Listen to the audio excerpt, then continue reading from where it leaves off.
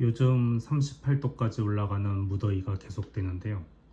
지인은 집에 고양이 때문에 온도를 맞춰줘야 한대서 24시간을 에어컨을 켜놨는데 그 때문에 전기세가 한 달에 45,000원이 나왔다고 합니다. 초등학교 자녀를 둔 다른 지인도 4만 원이 넘게 나왔다고 하네요. 제가 사는 집은 키치조지 근처인데요. 운이 좋게 주인 아저씨가 자기네가 살 집을 3층짜리로 만들어 놓고 1, 2층에 세를 주는 식으로 해서 설비는 최고급인데 집세가 그다지 높지 않습니다. 수익을 목적으로 만든 집이 아닌 것 같아요. 게다가 태양광 패널을 세대별로 3kW짜리를 달아줘서 세대별로 알아서 도쿄전력에 등록하고 처리하게 해주었다는 건데요. 보통 이렇게 지은 집은 주인 집에서 전부 팔아서 쓰지 않나요?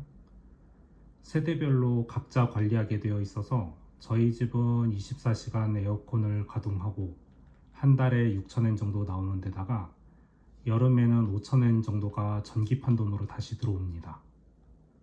첫 입주에 굉장히 고급형 인버터 에어컨 3기가 설치되어 있고 수납도 많고 내부 건축 자재도 최고급만 썼다고 주인 아저씨가 자랑을 하던데 층간 소음 방지용 소음제도 최고급이라고 하네요.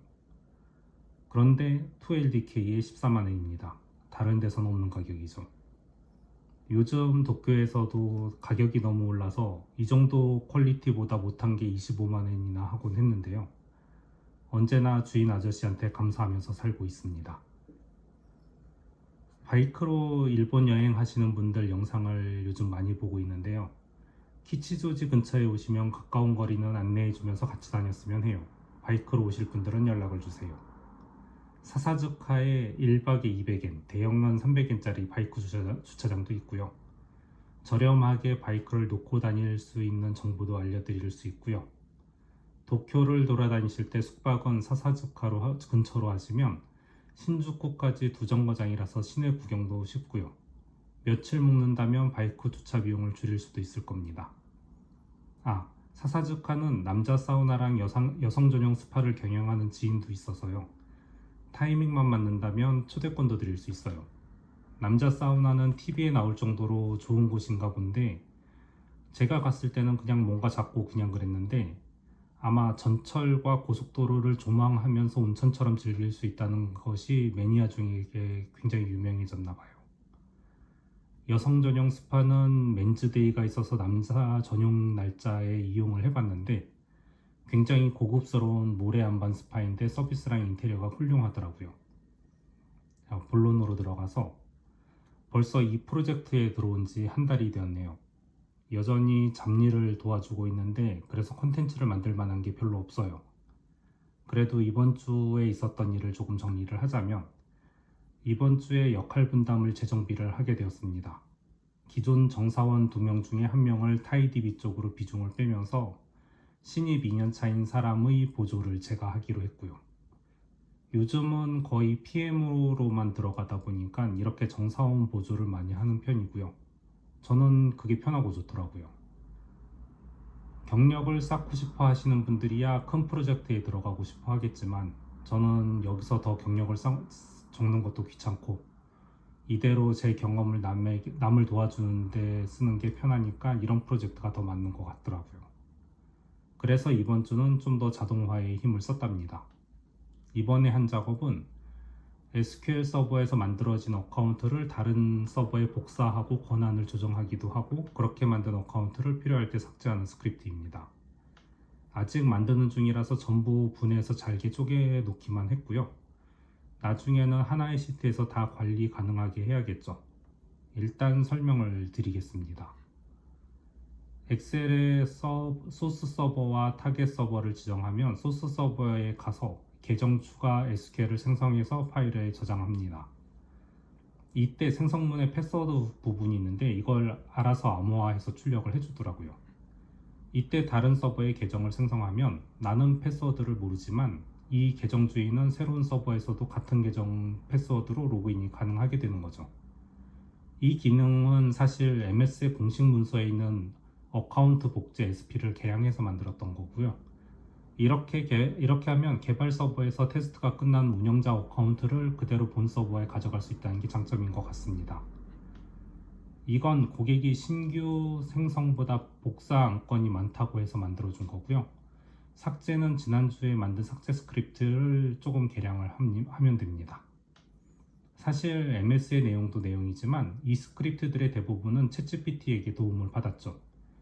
챗GPT가 SQL 서버 접속 스크립트를 만들어 달라고 하면 SSL 인증 에러가 무조건 나오는데요. 그 에러 메시지를 다시 첨부해서 이런 에러가 나와 라고 하면 알아서 그 에러가 안 나도록 수정을 해준답니다. 그리고 내가 하고 싶은 흐름을 정확히 적을수록 정확하게 파일을 만들어 주니까 많이 연습하다 보면 거의 모든 것을 해주는 것 같습니다. 그리고 AIEXE라는 툴이 있는데 이걸 잘 활용하면 스크립트를 짤 게 아니라면 그냥 내 PC에서 모든 작업을 할 수 있을 것 같네요. 작업 베이스로 AIEXE를 활용한 매뉴얼을 만들거나 툴화를 시켜서 모두에게 공유할지에 따라서 선택을 하면 좋을 것 같습니다.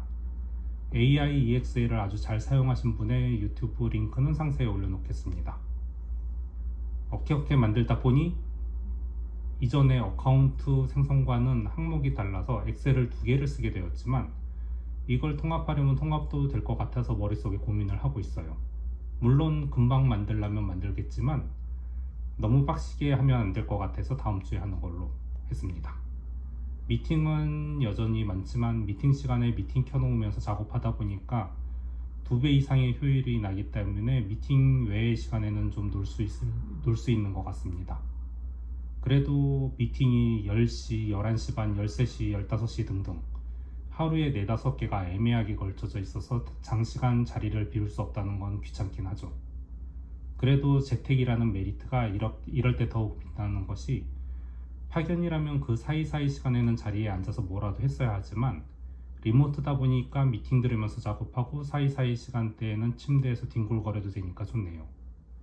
이젠 현장 파견은 못할 것 같아요. 그리고 튜닝 관련으로도 몇 개 들어와서 처리를 해주었는데요. 생각해보면 이 고객은 정말 저렴하게 저를 쓰고 있다고 느끼는 게 보통 SI 업체를 통해서 고급 튜닝에 들어가다 보면 2주에 1000만엔 정도 하거든요. 제가 앵코어에서 배운 튜닝 기법이다 보니까 저 가격에 들어가는 튜닝이랑 같은 레벨의 튜닝을 해주고 있습니다. 개발자들과 DBRE 팀에서 고민해서 만든 최적이라는 SQL이 57초 걸렸는데 데이터 증가에 따라서 이젠 9분 정도 걸린다고 합니다. 그걸 제가 튜닝해서 0.5초에 나왔거든요. 이번 주에도 쿼리 튜닝이 2건 정도 있었는데 이 역시 쿼리를 완전 분해해서 최적화시키고 모든 케이스 시간을 분석해서 가장 최적이 되는 쿼리를 이렇게 했습니다 하고 말해줬더니 전혀 달라 보이는 세 종류의 쿼리가 동일 결과가 나온다는 사실에 놀라 하더라고요. 그래서 AND랑 OR 가지고 논리식 만드는 수학도 동일 결과를 내는 다른 논리식을 만들 수 있잖아요. 그것과 같은 식으로 만든 겁니다.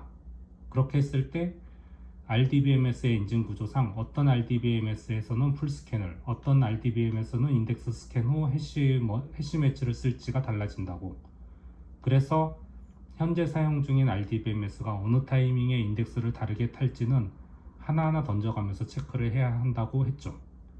어떤 건 인덱스가 있음에도 불구하고 전체 행수가 상대적으로 적어서 결과가 10분의 1을 넘어가 버리면 풀스캔이 효율이 난다고 판단해서 억지로 풀스캔을 가져가는 경우가 있거든요.